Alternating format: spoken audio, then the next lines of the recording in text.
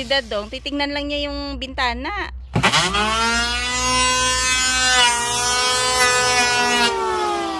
Eh, hindi niya nagustuhan yung nakita niya. Eh, papalitan niya ng kahoy. Sinisipat-sipat pa. Ano yan eh, yung, ano tawag dyan, Dadong? Pang-ipit dun sa salamin. Ang tawag dyan? Yung window dyan. Ah, window dyan pala tawag. Repair lang, repair. Papalitan lang yun. Lagyan lang ng pababa para yung tubig hindi dinesign niya to. Ayan hindi siya mag-stuck diretso sa bagsak. Tapos pinturahan lang, no? Pero maganda tong kahoy na to pa.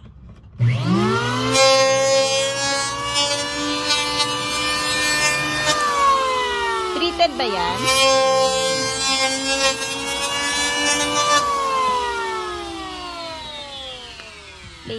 Planer yan, no?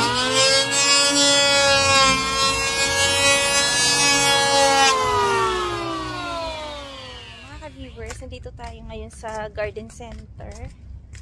Tingin-tingin tayo ng mga tira-tirang plants. Ay, crab apple. Ang galing. Ayan, may bunga na po yung kanilang crab apple. Ayan, magkano yung ganito? Hindi nakalagay. Kaya, walang price. Dadong, alayo ng tingin mo. Ito, oh. Maghahanap siya ng golf green? Ha? Eh, bakit ito? Ay, ibang klase ba to? Kasi naghahanap po siya ng potting mix, potting soil. Akala ko yan yun. Magkaiba pa yon? Akala ko kasi same lang yun ng kasi pangalan. So ibang klase pala yun.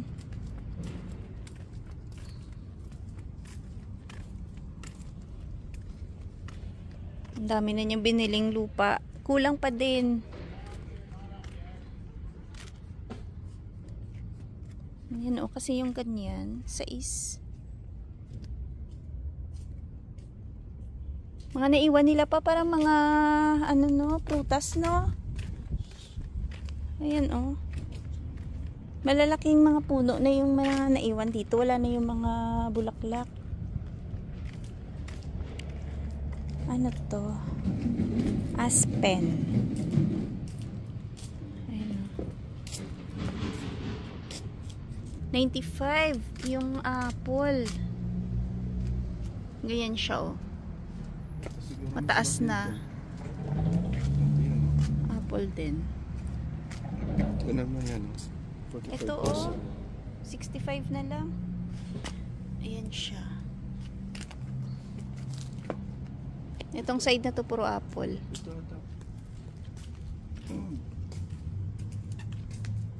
Crab apple naman to. Ganyan yung bunga niya, yung liliit.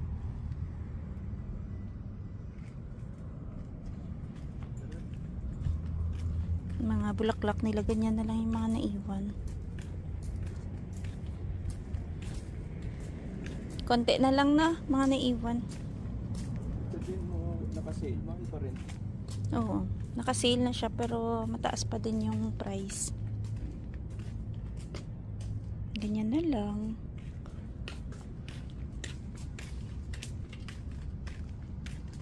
Ano yan? Apple din. Bunga na. 75. Ayan. Save ka ng $45. So yung mga ka-viewers, wala naman tayong nakitang lupa doon na kailangan ni Dadong. So after po nito, ibabalik namin yung dadalhin namin yung clarinet ni Denise doon sa St. John's Music para ma-check nila kasi sakto pala sabi ng anak mo pa may merong parang naglo-loose. So para maayos din bago niya gamitin sa sunod na school year. Pinapicturean pa nga niya eh. Tapos pina-encircle niya, sabi niya para alam kung saan daw yung may naglo-loose daw. Oo nga. Alam naman nila yan. Sirahin. Aling parts yung may something. Ayan. Gugulayan na po natin tong alugbati. Ayan o. Ang ganda. Dito muna. Diba?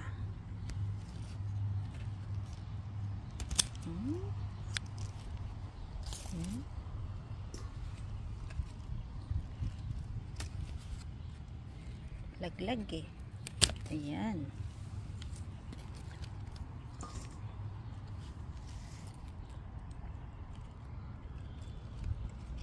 Kasi dadami pa yung sanga nito.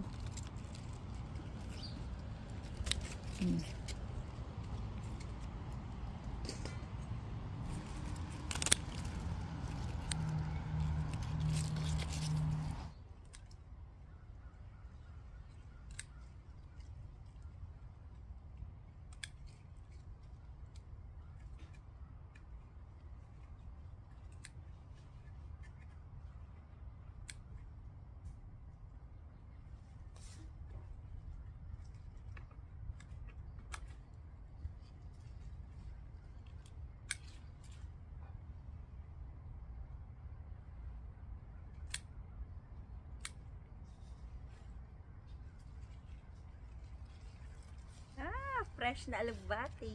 O, di ba? Dami.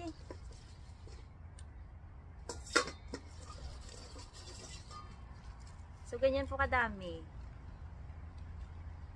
Bango.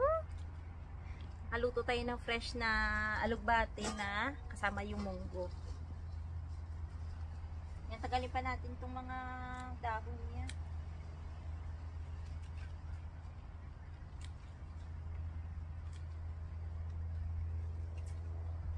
Medyo magulang na yung iba.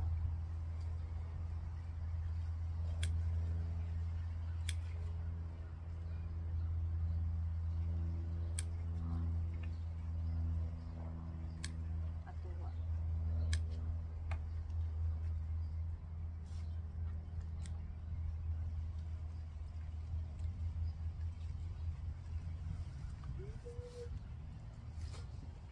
Ang dami pala.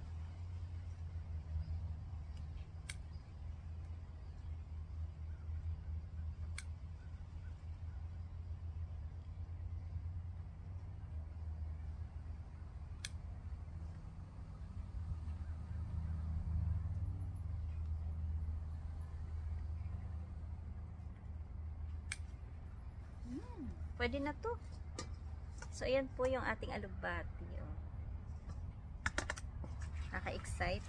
So, nagpapalambot na ako ng munggo doon. Tapos, gigisahin natin. Lagyan natin ng konting pork, tsaka konting, yung alamang na ginisa ko ng isang araw. Tapos, itong alugbati. So, ganyan. Yung ibang medyo magulang na dahon, hindi ko na tinanggal. For sure, dadami pa yung magiging sangan yan. Tapos meron pa kami dito. Ayan, 'di ba? Mas madami 'yan kasi mas mahaba na yung ano niya, yung pinakadulo. Ayan. Luto na tayo ng munggo.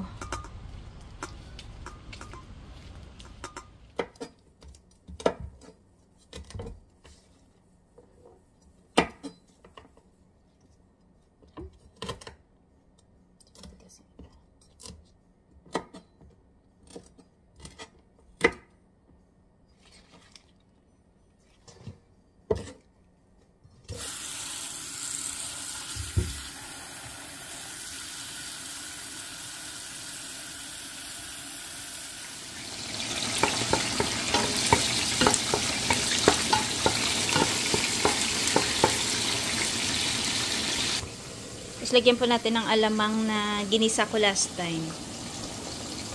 Tapos lagyan po natin ng kaunting pork. Bali yung pork, sinama ko na po siya pag palambot ng ating munggo.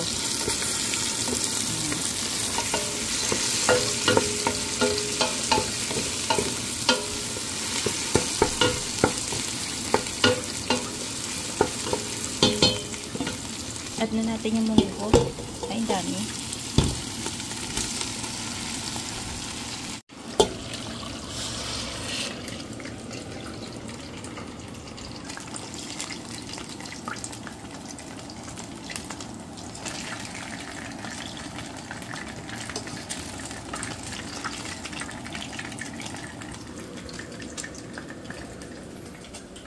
Timplahan na po natin ng asin yung ating munggo.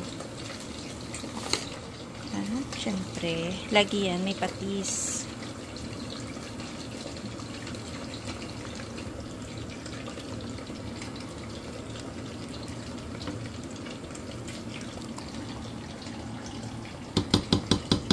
Yan, add na natin yung espesyal na gulay. Wow, ganda oh.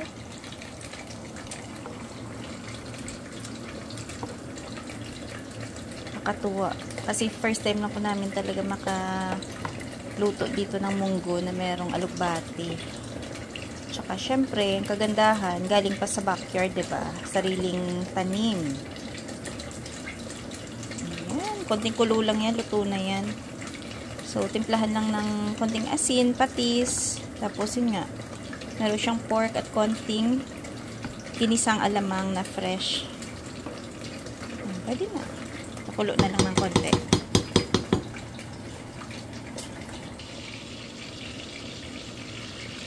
So, yan po mga ka-viewers, luto na yung ating munggo na may organic na alugbati. Ayan, turn off na natin. Tapos, ito po yung kapares. Yung, kita pa, medyo madilim. Yung pork chop na, ayan o, yung rito. Ayan na. Masaya na naman yung taga-tikim natin ng Ayan, na-harvest na bagong lutong munggo na may alugbati. First time natin na magluto. Oo nga. Sabi ko nga lasang ano siya, probinsya. Iba yung lasa, no? Pagka alugbati talaga yung nilalagay. Yung nakasanayan natin sa probinsya. Ay, piniprito pa ako eh. Ito yung kapares mo dadong, oh. Last munggo.